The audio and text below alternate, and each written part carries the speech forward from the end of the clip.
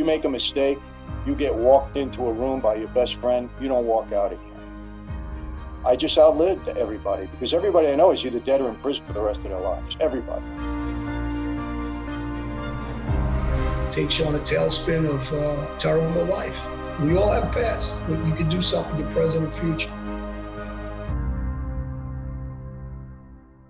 What's going on, everybody? Welcome to another episode of the Millennial's Choice Show. I am your host, Matthew Ablacan, and I'm here with my brother from the same mother, Danny Ablacan, my co-host. What's going on, Danny? What's going on? Guys, we have, I always talk about it and I say we got a special episode and special guest in the house and all that stuff. And yes, it's true. All of our guests have been really, really special. But today we got something very special for you guys. I'm very excited about it. I know you're excited about it.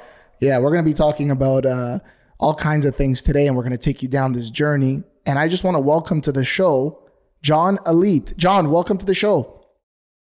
Hey, thanks, guys. Appreciate you guys having me. Yeah, so first of all, thanks for coming on. And for those of you guys who don't know, John has had a very interesting life, a life we typically would watch on the big screen, right, John? And it's been one of those things where, you've had ups and downs, and it's been a roller coaster for you. And we are super excited and interested to learn more about you, kind of learn a little bit about the past and the upbringing and things like that, but also learn about how you're making an impact in your community and using your platform to do good for others. So we want to get right into it. We want to learn more about, your upbringing, your childhood. What was it like growing up in your household, but also in the area that you were growing up in New York? Well, at first I want to start off because you guys are in Canada and I have some really close friends there. Lee Whitley, I want to say hello to him. He's doing great work and trying to help people with cancer. And my friend Italo Magnifico, we spoke yesterday, and these are real good friends of mine. And one of my partners here in Florida is from there, Marco Zoni. So I got a lot of connection with you guys in that area, in different areas, different countries, but especially where you guys are at, I have some very close friends. So, to get back to your question, I grew up in a very unique area of gangsters. I grew up where everybody around me were involved with the mafia. They were very active guys in different families. And my father was born and raised in Albania, but came to New York City where he was partners and got involved with Lucky Luciano's first cousin, Blackie, who was a made guy with us, the Gambino family, and same area, Vito Genovese. So I've been exposed as a baby to that life. Yeah. And, I was listening to an interview where your father he always wanted you to be able to defend yourselves. So what was that like? I know you were always in the gym, boxing. I mean, it may not look like it, but Danny and I did some kickboxing for a year and long time ago. And, he beats me up every single time. But what was that like? Like, growing up in kind of that authoritarian household? My father forced us all since there's pictures of me and my brother at 3 years old. My brother was 4, where we started training. And people thought that was insane. But my father was from Albania. We're Albanian, and we come from a unique background of suppression since the Ottoman days. I've said this over in other interviews. We became a communist country. So he wanted us to respect the sport and be able to defend ourselves and be gentlemen at the same time. So, I'm a big advocate of these gyms, whether they're UFC, MMA, boxing gyms, wrestling, because you have a unique understanding of respect of when you're fighting in the streets to the ring. And you develop not into being bullies, but being into gentlemen that can handle themselves. There's a difference than punk kids that think they're tough guys when 4 or 5 or 7 or 8 guys jump a guy or sucker punch a guy. And these are insecure, weak guys. And, I'm against that. Yeah, that's right. That's right. No, I mean, Danny can take all 5 or 6 by himself, but most people wouldn't be able to do that. But that's something I want to put my kids in. Danny, maybe you can start hanging out with me more because, as I'm getting older, when these guys try to jump me. John, I got you, man. I'm your security. I'll be your bodyguard. So, I mean, everybody, likes to talk about the mafia and things like that. So like at what age when you were, going through this, your life of yours, you're growing up, you're being raised, and at what point did you start mixing in with the mafia? Very young ages. I mean, everybody around me was one of the original bosses in our neighbor was Andy Ruggiano.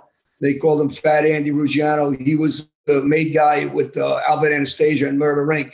in 1954. He was kind of a grandfather figure to me. His sons were constantly with me. They were a little older than me. We were in the boxing gyms together. They were my baseball coaches. So I was raised mostly around that family. You don't hear that name too much because he went to prison as I got into my teens. So I've been around that family since I'm a kid. I've been around some other serious gangsters from other crews, also the Lucchese family. My little girlfriend's father and uncle were made guys with them. So my exposure was very, very early at age, and I started committing crimes, I guess, in my early teens. And when you kind of like, we have this thing about like when we watch the mafia on the movies or on TV and things like that, there's this fascination with it. When you were living it or getting introduced to it, was there that like fascination, or was it kind of just like, you wanted just to make money? Like, what was the motivation at first? The motivation is money always. Money is the root to everything, whether it's, they say in the Bible, the root to all evil, or, the greed and some people, you guys are successful guys in the real estate business, but you're doing it the right way, right? The problem in our neighborhood is we were taught to do it the wrong way. We were aggressive to get to our goal was to become wealthy, which we all did become wealthy, most of us, the guys in my crew. But we did it the wrong way. We did it through murder, through robberies, through aggression, instead of using our intelligence and going up the ladder the proper way. And that's really what I try to teach the younger guys now is there's a price to pay with the way I did it. And that's with jail time. That's with being shot up, stabbed up, being bad at yourself, and the emotional pain and the emotional consequences of your actions, where for the rest of your life, I got to live with some of the actions I took, taking people's lives and hurting people. And when people think there is no consequence, there is. If you got any kind of heart, there's a consequence to it, and I got to live with that. Yeah, and there's a very interesting Bible verse in the book of Galatians where it talks about, do not be fooled, God is not mocked, and you do reap what you sow.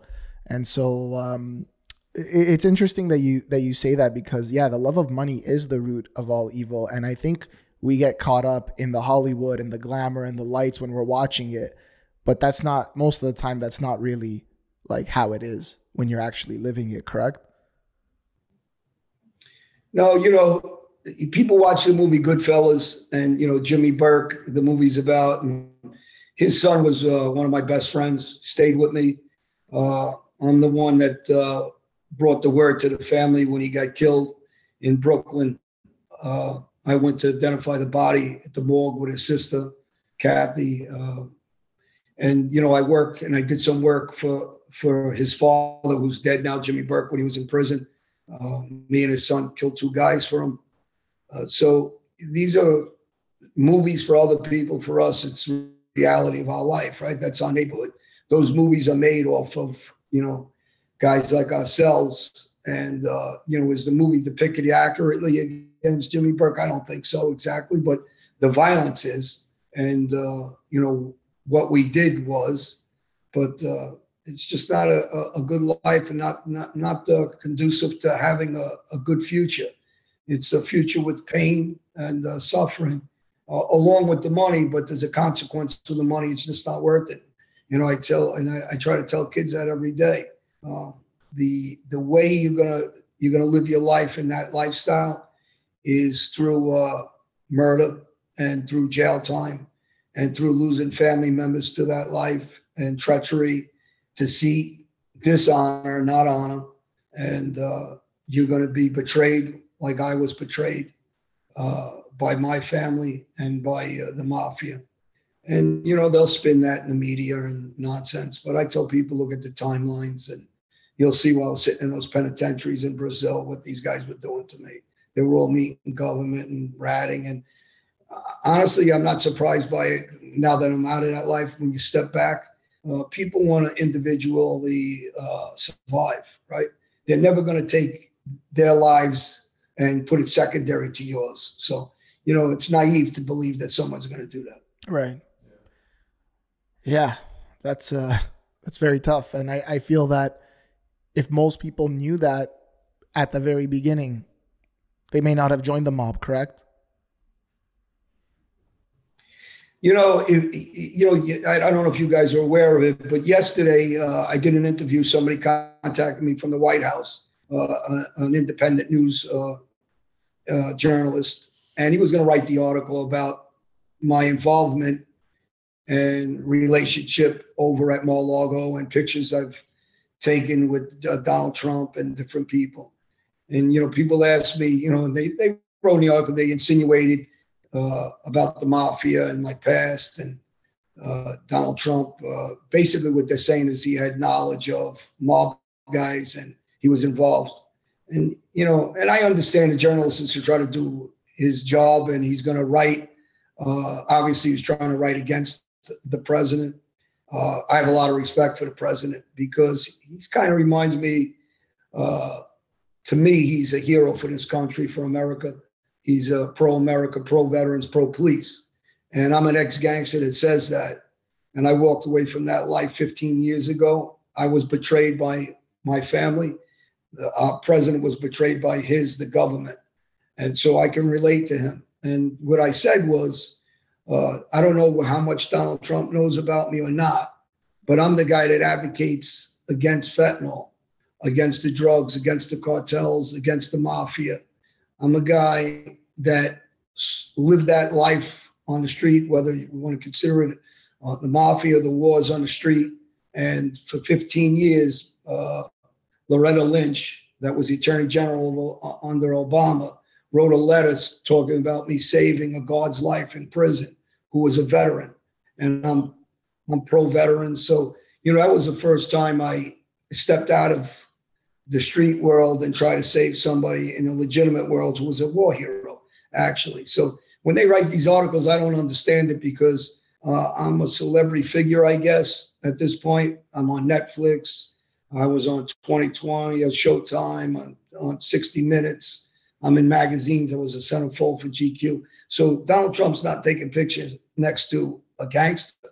He's taking pictures next to a guy that works with children, does talks around the world, talks and educates people against the street.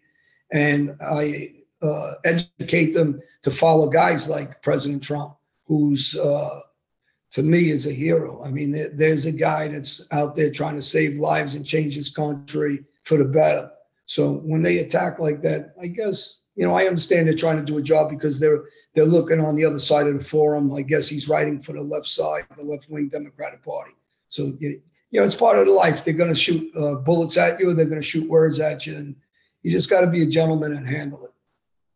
It's very interesting the state of the world is in right now because everybody's pointing out the speck that's in their brother's eye, but they're not looking at the log that's in their own eyes. And, you know, everybody points the finger, shifts the blame, very little accountability. And it's very interesting to see what happens, especially in 2024 when he runs again. So I know in Canada, we like to watch Trump, so we'll see what happens. Having said that, you mentioned Netflix, and I did watch that. You're referring to Fear City? Fear City. I have another Netflix special coming out in 2024 of January, hopefully right before Trump wins his next election and becomes a president, makes America great again. You know, so I've done so much TV now at this point. I hate to use the word I'm a celebrity. I'm no different than anyone else. And one of the things I said about the president taking pictures, he's such a humble individual, and so is his family. So when people behave the way he does, and he is who he is, he could be like a lot of people when they're full of themselves, and he's not. He's very genuine. His family's very genuine. So when people ask me, why do you like this guy so much? I says, because the guy is just, he's looking out for the people. It's not about himself. He says it over and over again. I'm the president for the people that have power. I really have a lot of disdain for Trudeau in your country. And I had a lot of respect for the truckers and people that are for individual rights, freedoms. And that's what this, all our countries were all raised and born to believe in that, and our forefathers, and they fought for this. So when guys are leaning towards communism and forced actions of people, people can't be weak. They have to be strong, like President Trump, and fight back when people are attacking him. It's easy for him to just step aside and give up the fight because he's a billionaire, right? He's a famous guy. He doesn't need the money. Why does he do it? Maybe he does it because, and I believe this, that God put him there to expose the corruption in all our governments and what's going on. And somebody's got to stand up to it. So it's one individual at a time. And it's like your truckers in Canada. It was one individual at a time. And without having men that are going to sacrifice themselves, we will go down, all of us. And there'll be no future for you guys, your kids, and your grandkids. So it's up to all of us to be man enough to understand our life is not what the picture's about, like Donald Trump does. It's about the other lives and the other lives and future generations. So to me, it's very important to behave and stand up against tyranny and communism and suppression. Definitely.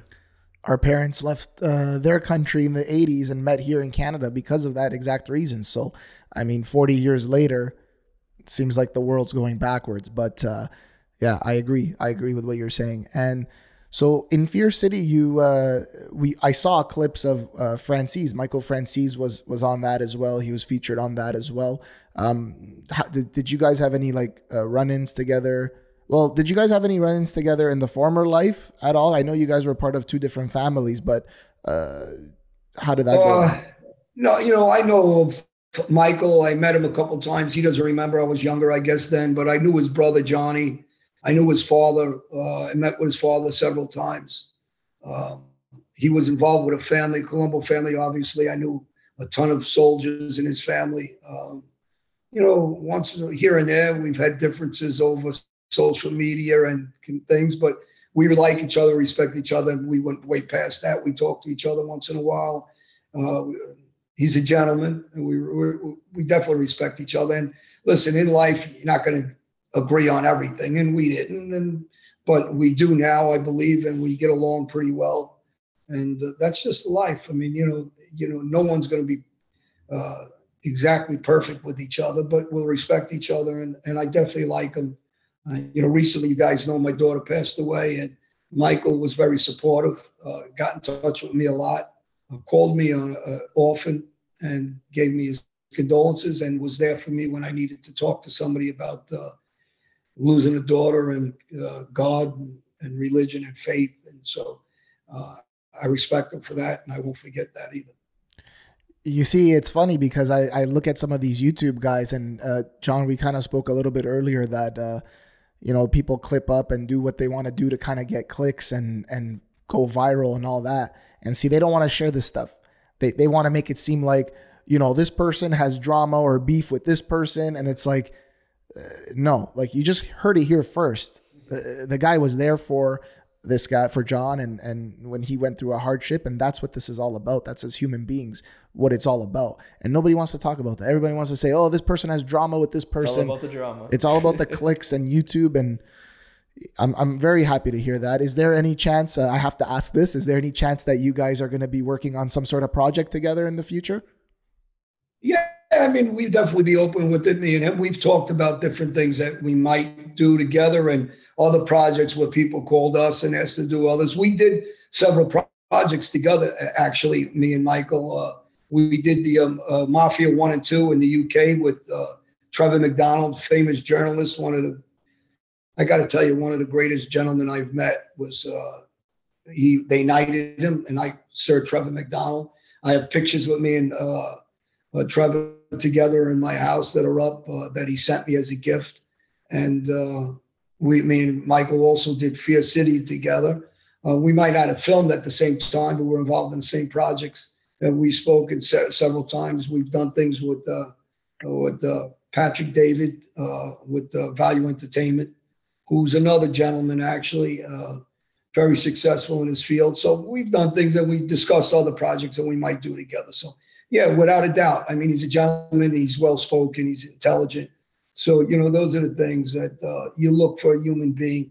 It's easy to hate people, dislike people, talk against people. And, people like to do that. And, we're men, we're adults, we're not children. So, we can be honest with each other, and, you can disagree to agree, on some things too. So, but hopefully, yeah, we do something together in the future. So happy to hear that. So happy to hear that. What did you think of, you served in the Gambino family, you were an affiliate of the Gambino family. So what did you think of the movie with John Travolta, the Gotti movie? Accurate, not accurate? I thought it was horrible, honestly. I didn't watch it all. I watched pieces of it. The original Gotti movie with Amada Sante, I thought was fantastic. When that movie came out, I actually was the cellmate of Jeannie Gotti in prison. Later on, we didn't get along over Joe Gambino, who was, to me, was a very gentleman, quiet. I like Joe a lot. But Amada Sante, his nephews grew up with us. Charlie used to work with me, passed away. His other nephew, Mark, is he's best friends with my brother-in-law. Gentleman. Amand's a gentleman. They're from our neighborhood, Ozone Park. Amand's mother was from there. So, these guys are all characters to other people. With us, they personalized friends and family. So it's, a different situation with us. And he understood the life of Amanda Sante. To me, he's a great actor. He never made it to, I believe, to the level he should have. I mean, he did some good scenes. He played Julius Caesar. He played a lot of roles, but one in particular he was very good at. In the Gotti movie, I thought he was fantastic at. The Travolta one, I think Travolta's a great actor. I just think it was done horribly. And I think they should have let the producers and directors, the kid from Entourage, he's a nice guy, he's intelligent. He's the one that ran that project, but they didn't give him much say. So he took the fall for it, but I don't believe it was his fault. So because you were like around all these guys, like, can you tell us what John Gotti was actually like? I mean, we see bits and clips, and he really kind of brought light to the mafia from the mafia's perspective in a negative way, because it's supposed to be very low key and not so, in the public eye. But what was John Gotti really like from your perspective?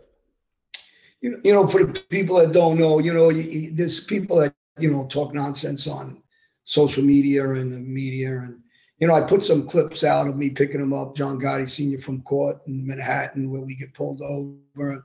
I put some clips out at the Ravenite for the people who said I was never at the Ravenite. I put clips out of me escorting his family out of the house. I put some videos and pictures out from the Helmsley Palace when I'm at the weddings and the wedding parties of his kids. So, for the people, so they understand the accuracy of my knowledge. John Gotti was like a father figure to me. I was raised around when he first started as a maid guy in the Gambino family in the late 70s. And I was around, I started coming around in the early 80s with him. Before that, I was around the Ruggianos until Andy went to jail. And when Gotti went away, I was with him for the whole ride. So for the people who want to know who he is, I slept in that house. He was a great guy to go out with. I tell everybody, as a human being, you go drinking with the father. He was fun. He laughed. He liked to party around to different swanky clubs. He definitely had a great charisma about him. He treated us great, but when it came to business, he was very serious. He was hot, and he wanted things his way. And everybody has faults, right? So, was he loud in certain ways and egotistical? I guess. He wasn't an old-fashioned gangster where he was quiet. He did thumb his nose out at the law enforcement and different people. He demanded respect. He got respect. So anybody that says anything different, you could call him anything you want, but he knew how to manage and maneuver guys left and right. And there was nobody that was going to maneuver him. He was intelligent that way. I love the guy. I put my life out for the guy. I didn't have the same feeling for his son, to be honest with you. And I'm not here to bash his son either. It's just the reality of the life. I was told to protect his son by him. And, that's what I did. But the father, I had a lot of respect for. So, I like the father a lot. So, people that want to badmouth him, they don't really know him. They don't know anything about him. He had faults like any human being. Nobody's perfect. How was he different from his son, John Gotti Jr.? Personality-wise, how were they different? The father was very secure with himself. He grew up in my same neighborhood I grew up in. He went to the same high school as I went to. He didn't grow up with anything, any food, any clothes like I did. He used Kennedy Airport as a piggy bank like I did. Those were the areas where we all made money. We hijacked trucks. A lot of them were giveaways, actually, give-me-ups. We controlled the dock, so we used to give them the fake manuscripts, and we'd pick up, they'd load for us, not knowing we would just show up an hour and a half earlier, give them manuscripts that we had, and they would fill our trucks up for us. So, I can relate to him.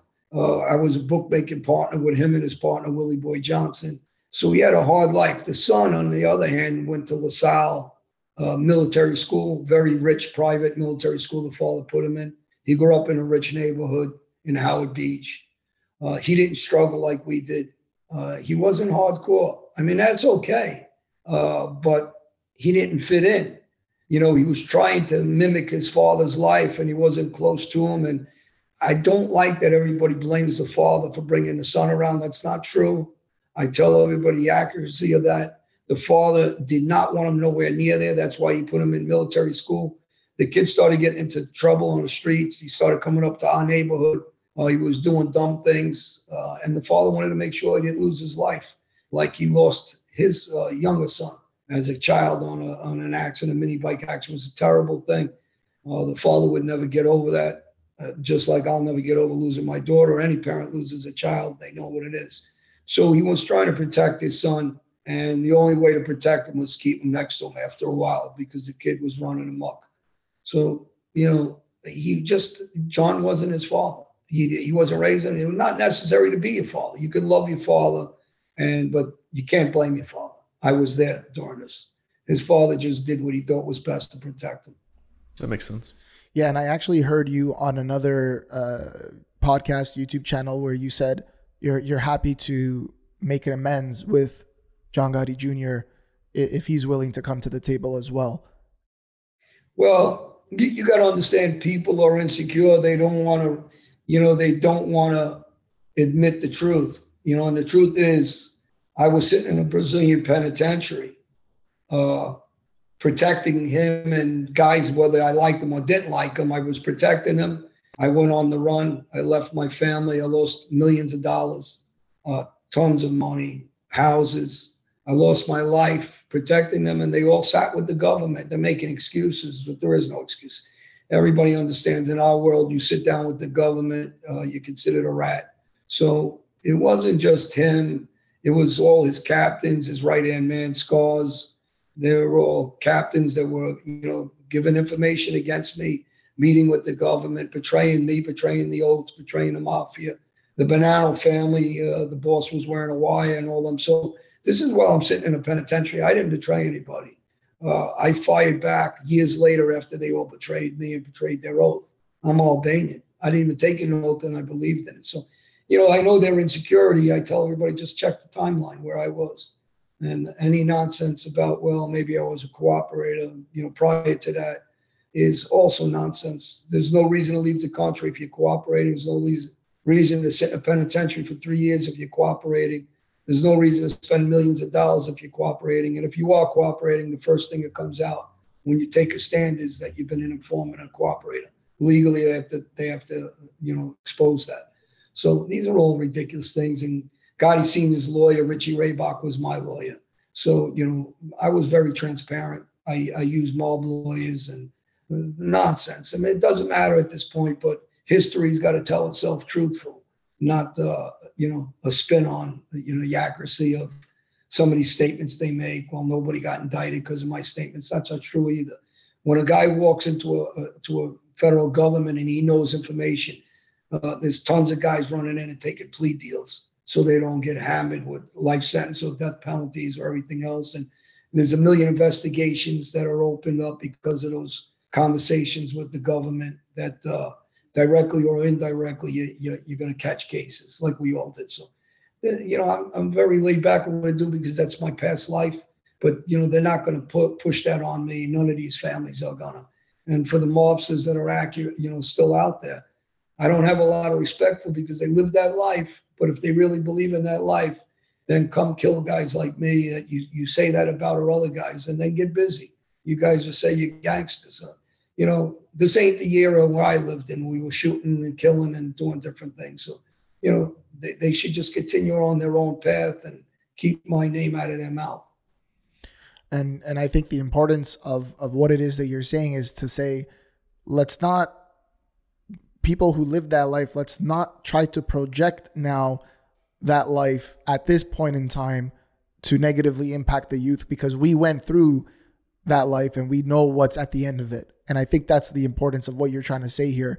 Let's not do that. Let's not go that route. Let's not talk about that or be about that life anymore, or let's not try to play games. Let's really just say the truth of it all. And I think that's the message you want to get across, right? When you got guys on social media, glamorizing that world, I don't glamorize it. I know what it is. I know it's nonsense. It's garbage. There's no loyalty. So I try to tell this to the kids so they don't fall into that same trap I did. But if they did believe in that life, Joe Messina wore a wire. You guys in Canada know that he was involved with the Canada when they did it. Obviously, he did a hit they killed 3 captains here, Bonanno family. Joe Messina was involved in that.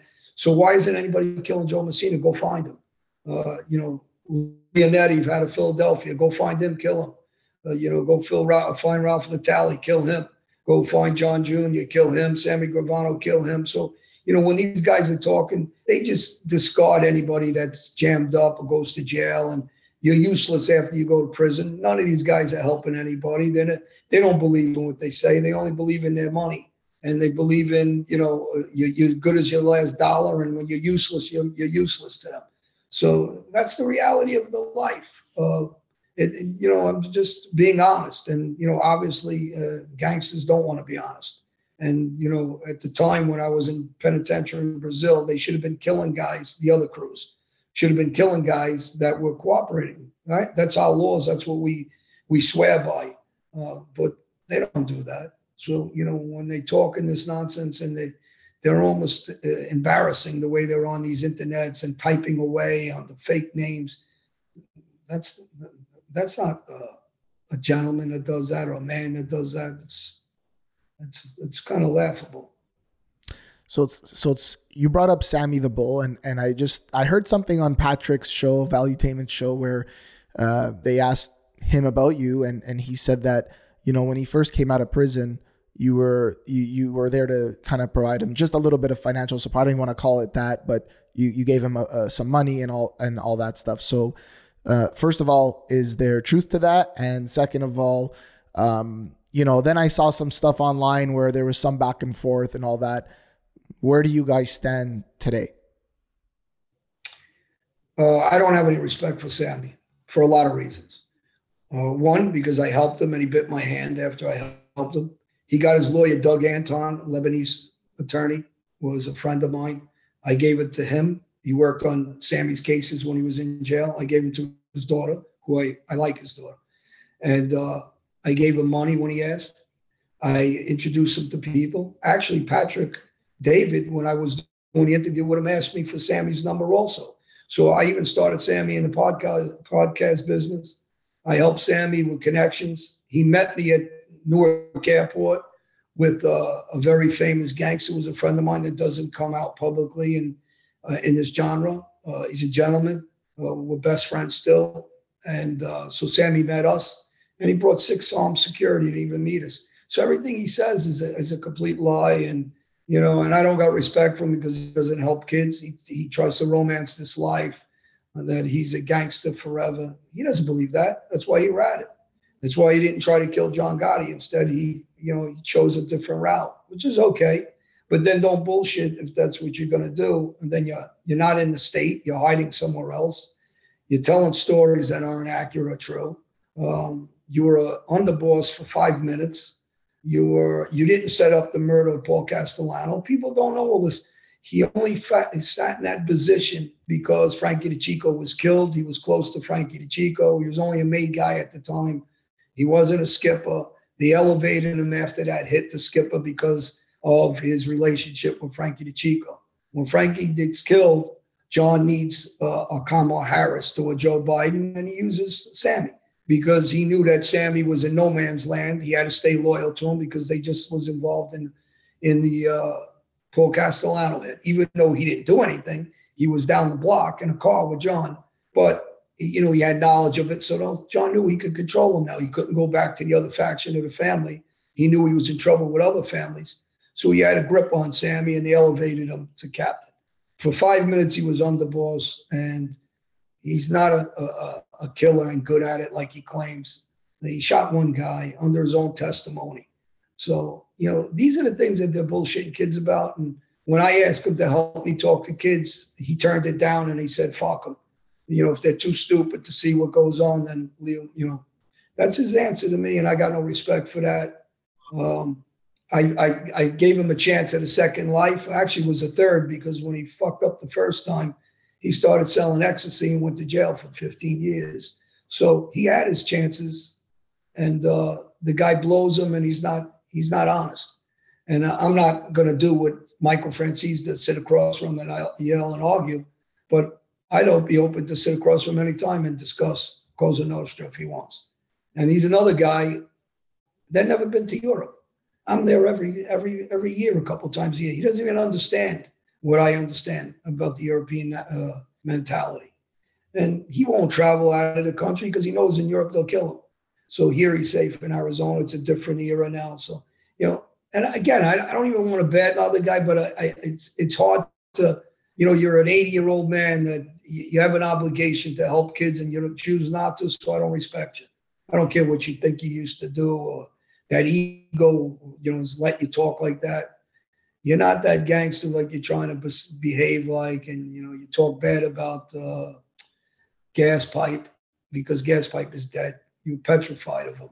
These guys are on a different level of murder, and Gas Pipe was a very active guy personally. He was doing the work besides sending guys. And, they get away with it because they use that title and people buy into anything they say is true, which is ridiculous because nobody asks specifics. And I always say, if you want to interview somebody like that or me, ask specifics. And if he was that killer, ask where he was, how did he do, where was he standing when it happened, who was the shooter, where'd you get the guns, where'd you drop the guns, how'd you do it, ask. Not just say, oh, I killed 19 people, or we did the Today Show, me and him, and he's showing records of Paul Castellano, like he's an Elvis Presley gold record. It's nothing to be proud of, first off. Second, you didn't do it. You weren't the shooter. You weren't even involved. You were a couple blocks away. And he gives a ridiculous story that they passed the body after they killed him. He didn't go past that body. I'll take you down by Sparks. I'll show you how thin those streets are, especially during the holidays. These are all not true stories. He's just a storyteller. Maybe he's a good storyteller, but whatever. But these aren't accurate accounts of what happened, and not accurate accounts of John Gotti either. So he can make up anything he wants. Nobody's questioning him. Is that another guy similar to John Gotti Jr. that if he wanted to come to the table and just said, let's put this behind us, let's move on, let's do something positive, would you still consider it? If he's listening to this, what would you say to him? Yeah, I've asked him, listen, to me, it's the past, and everybody knows that I moved on in different areas of positive living. I'm a different guy. I think it's their egos that they just can't admit the truth. I mean, the truth's the truth. They understand, what they did. They know, exactly what happened. I don't know what to say to these guys past, if you want, I made it very simple. This is not a knock against John Jr. and Sammy, but your father died. The guy that put your father in prison was Sammy Gravano. Your father died a bad death. He got beat up in jail by a Philadelphia bank robber called Johnson. Now, John Gotti, if you believe in this life, Junior, why didn't you go kill Johnson? No, not as a gangster, as a son to a father. Why didn't you go hunt down Sammy Gravano and butcher him, right? But you didn't do it. So don't believe that you really believe in this life. You don't. You know you don't believe in this life, and that's okay. But stop telling these phony, fake stories. And the same with Sammy. And anybody that knows me, truly knows me, if that was my father, I don't care what I had to do, Sammy the Gravano would have been in pieces. And not because my father was a gangster, because he wasn't, but that's my father. So no one's ever going to do anything to anybody in my family without me really torturing them and killing them and hurting them. Now, that was my life back then. I lived by it. That's not my life anymore. And it's okay for me to say that's not my life anymore. It's okay for them to say it. But when then they're not saying that, and they're telling kids basically to do what they used to do, even though they didn't do it. So they're letting people believe they were the ones doing this stuff. But I gave you you can't give a better example than what I gave.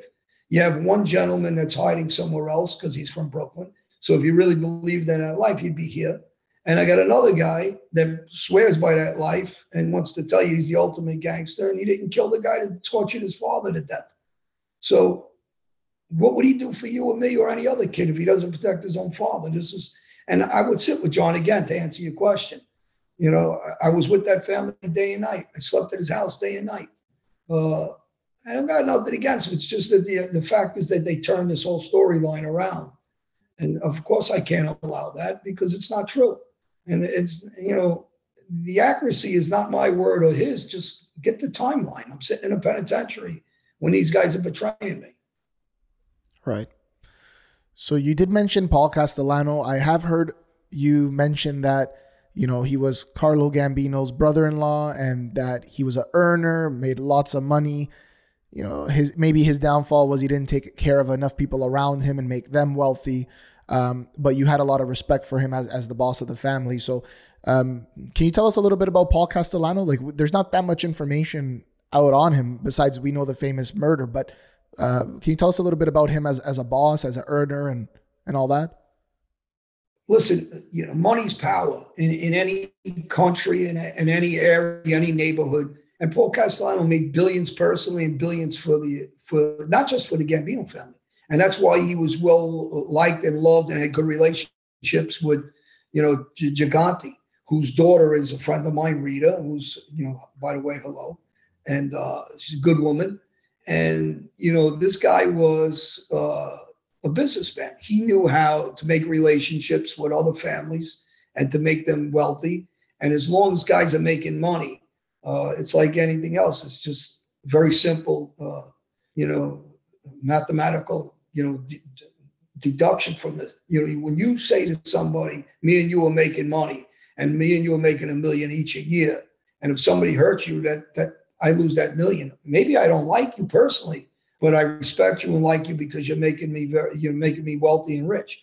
The same thing with Paul Castellano. So obviously the Lucchese family and Genovese family had a relationship with Paul Castellano because of the money they're making with him. And Paul understood that and made them rich. And that's what made him such a powerful boss, because you go across the aisle and you make relationships with other families. It's not like people think, you know, all these guys from Colombo family, Lucchese family, we all grew up together. Some of us went one way, but we're all friends. We go drinking together, we go eating together, but we may kill each other too if we cross each other financially. And we kill each other in our own family too for the same reasons. But the idea is to make money and stay powerful. And when a group of guys like John did, and I understand why John did it, and without getting into long stories, but once John does that, he just destroyed the relationship with Genovese family and Lucchese family. And John was, you know, if you're ready to take that on, okay.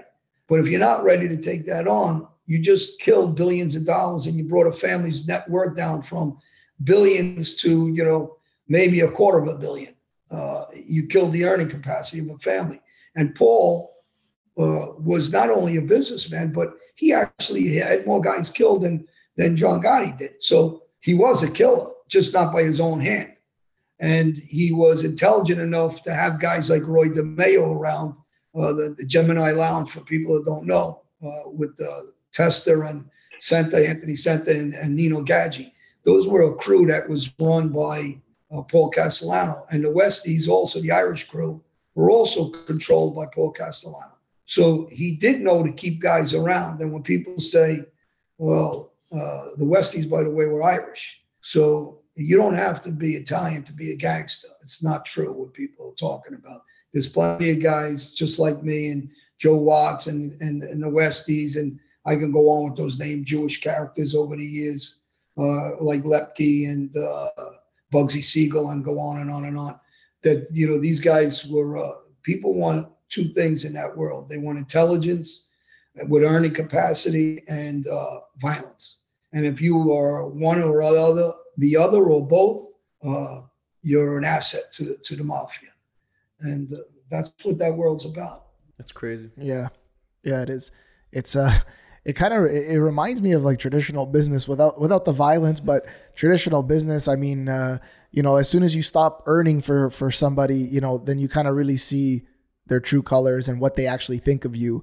I've kind of gone through that in my career too, but in any case, someone who's really popular on the internet more recently is Andrew Tate. And Andrew Tate has a message that he claims for the youth and specifically for young men who, you know, he has his messages, and whether people agree with it or not, he's made a lot of noise on the internet. And I think he's going through some things now at this point in time, but he's made a lot of noise on the internet. But what are, like, have you listened in on any of his stuff? Like, what do you think about him, or do you even know who he is?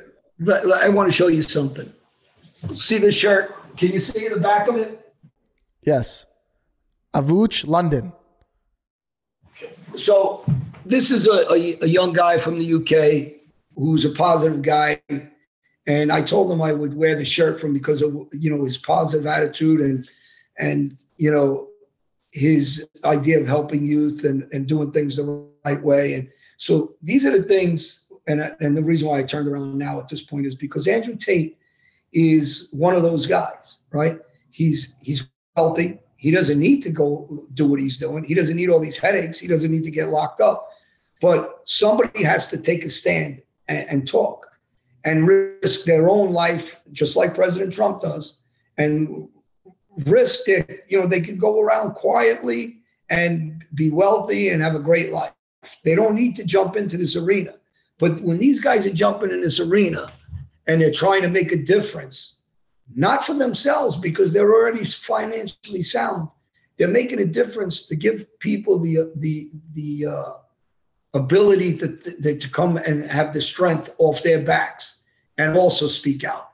Because a lot of guys need groups to become and do something, like the mafia. Individually, they're not tough, right? But they want to act like they're tough when 5 and 6 guys jump one guy. And I said it earlier, that's cowards, that's weakness. But when you could be a Donald Trump and go against the government, and you could be an Andrew Tate and go against the government, now you're a man. You're a man because you have the nerve and the balls to go out and be outspoken against, you know what's wrong. In your heart, you believe in something that is wrong, and you're coming out and you're risking your own life and your own family's safety and the comforts of your life to be able to come out and speak and give all the guys the incentive to man up and also speak out.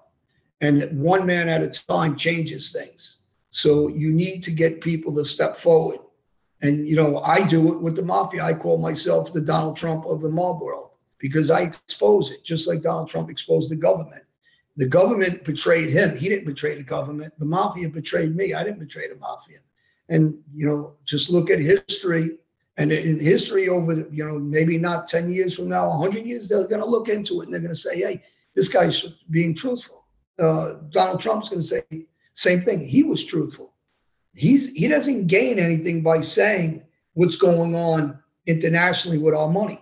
Why are we in the WHO when we're paying and nobody else is? And why is it controlled by China?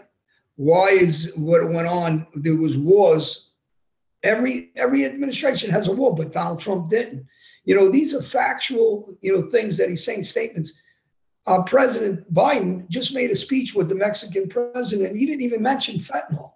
So when you get guys like Andrew Tate and Trump, and they have the they have the courage to go out there and speak, it gives me and incentivizes guys like me to do the same and say, you know what, I'm going to have the courage. It's not easy because everybody's attacking you, so, but if you're man enough and you got big shoulders, you can accept the attacks, be intelligent and bring across the truth. And then you got guys like you guys, right? I'm on this show and I don't take a lot of shows from a lot of people that contact us. I took it for a reason. When I hear the history of you guys, you're hardworking, you're young guys, you're intelligent. I got a lot of respect for you. And I see in you certain things that I got respect for. And those things are in Andrew Tate also.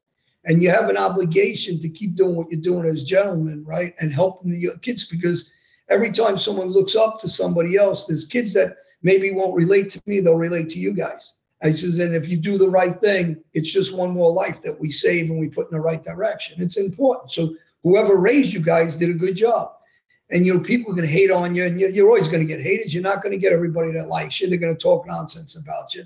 And, you got to just understand there's jealousy and there's envious, and there's people in this world that are always wishing bad instead of putting a hand out and trying to help the next. And just recently, I have a friend in the UFC, Phil Baroni, badass in New York. They used to call him, very exciting fighter. And you get these weak guys talking nonsense because they're jealous of him. They were afraid to get in the ring with him. Some guy, Jesse Fire, talking nonsense about him. Doesn't have any accuracy at all. He's on the internet talking against the guy. I'm intimately involved in the case. I know exactly what's accurate. I know that there's corruption like crazy in Mexico. There's on the border right now, there's a war going on with the cartels. I know the corruption with the FBI head there is Garcia Luna, who's on trial here for corruption and murder and drug dealing with the cartels. And these guys are on the internet talking against Phil Baroni like they understand the structure of Mexico, like they were involved in Mexico and they know, there's killings left and right there. And there's such corruption what's going on, but yet these guys are on the internet to badmouth the guy out of jealousy. Not out of accuracy, out of jealousy. They don't talk to his ex-wife for 14 years, Angela, who stands by him. So they only talk to fly-by-night girls that are talking against him. So yeah, I'm going to speak up for the guy. I raised him. He was in my house since he's a child, and he's not a killer. His father was a killer, corrupt cop that worked with me, Phil Barone. And the father deserted his son his whole life, and he deserted his own mother his whole life. So, I want the accuracy to go out. It's easy to hate on a guy because he's in a bad situation. And if he did it, then he's gonna have to pay the price for it.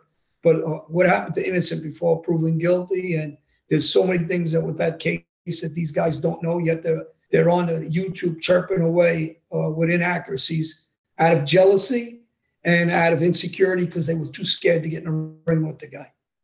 100%. 100%. And we're definitely obligations, like I said, to do the right thing. Yeah, and we're definitely gonna show that clip of what you said about somebody raised us right because to our parents, because they're gonna like that as well. So I appreciate that. And definitely, yeah. I just wanted to ask real quick, John, if you had a time machine and you could go back in time and change anything about your upbringing, would you change anything at all? 100%. Yeah. Here's something else. Now that you said that, let me show you. Oh, something. Now we see why you're on GQ, sir.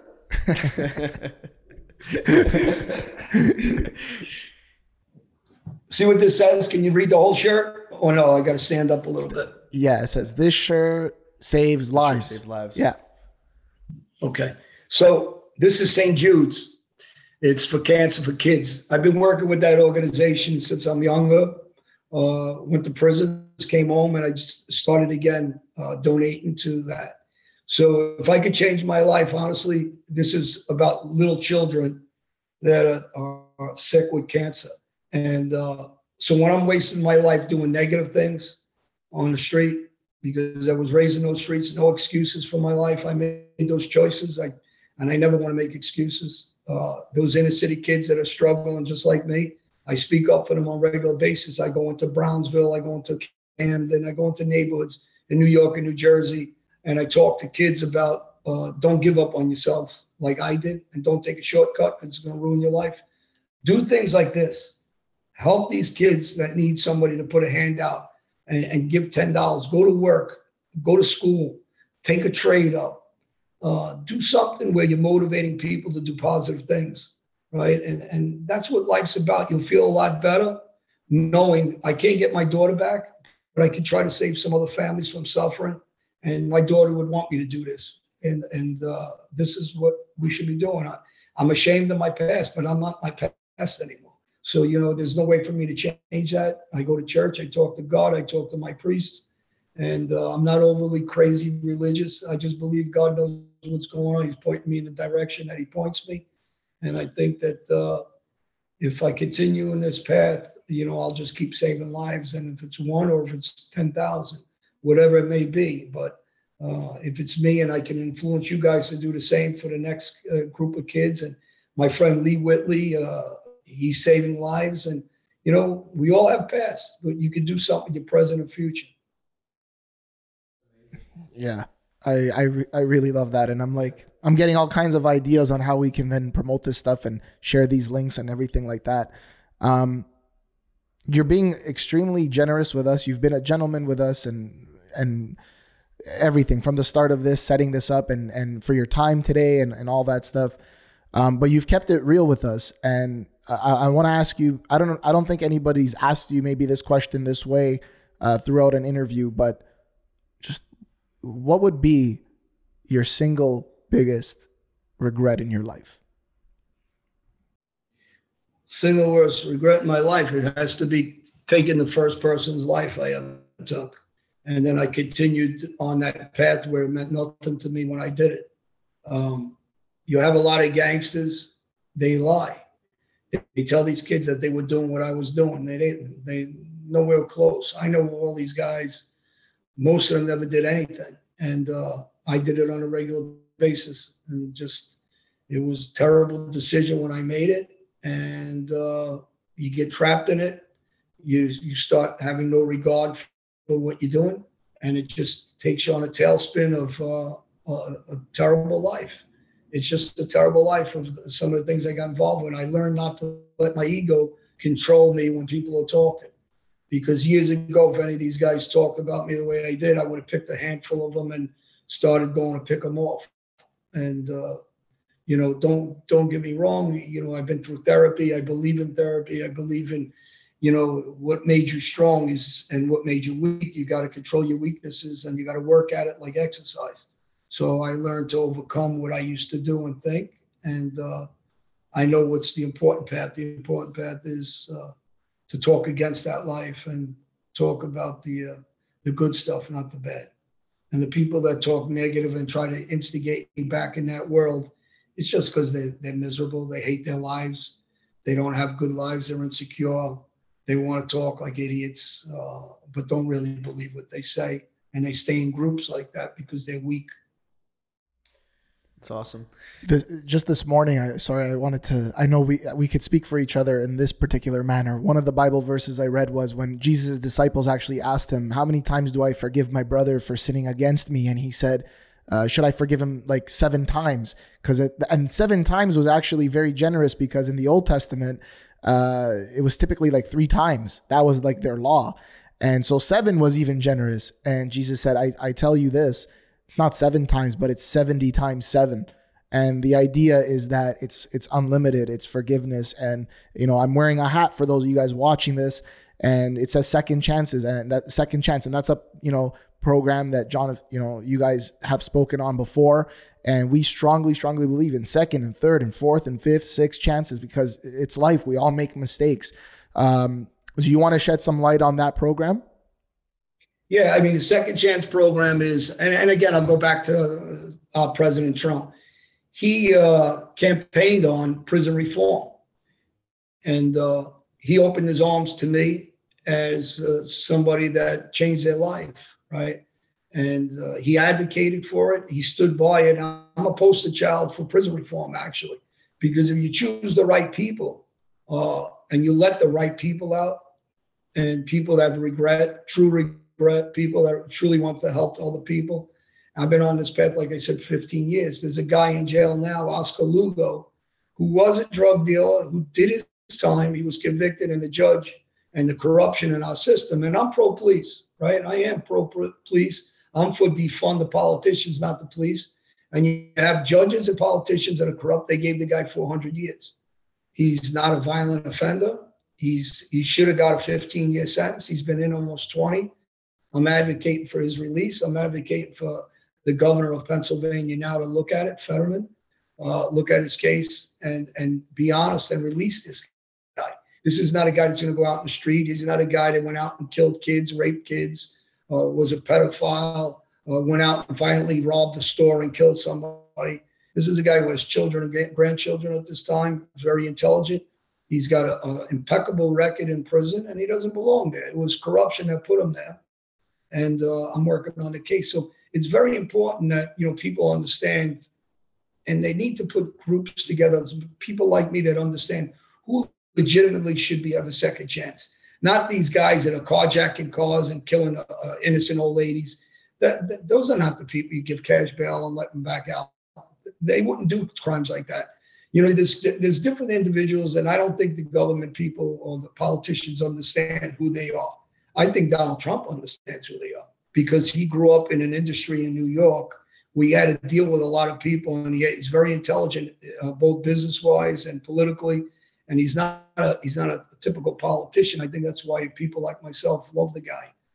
He's just true, and if you're a street guy, you can read through who's fake and not.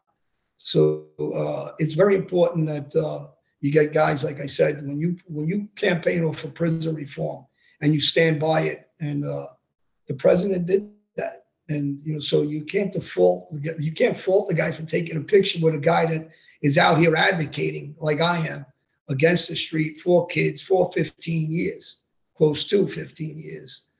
It's a big difference in sitting in a picture with somebody he has no clue about, and they say, well, he's a gangster, and they're trying to attach him. He's a humble individual that's taking pictures every day with 1 million people. It's impossible to vet that. And I understand why the journalist wrote that. He's on the other side of the equation. But I think you should write more about the corruption within this government, taking away the freedoms of the people. And I think you should talk about documents that were stolen by a senator, a vice president, with no power to declassify them. A big difference than what our president did. And our president didn't hide the fact. He had him bolted and secured in his house, not all over the place in the street with a son that's being accused of espionage with China and selling our country out through his laptop and Bobolinsky. And there's different things in the fake Russian collusion against our president. Listen, I'm politically sound. I understand what we did from the hit on John F. Kennedy with the CIA possibly involved. I don't know if you guys know this stuff, but real quick, Gerald Ford was head of that Warren Commission. They put him in position as VP, wasn't voted in when they went after Spiro Agnew. They put him in prison. And then they stepped down Richard Nixon as president with Watergate, and they placed Gerald Ford there. So, that's not a conspiracy theory. That's what happened. He was never voted and became our president. Basically, history repeated itself when they got rid of General Flynn, who was a counterintelligence expert, and they went after President Trump with all these phony things. And so when people say, well, he's divisive for the country, no, he isn't.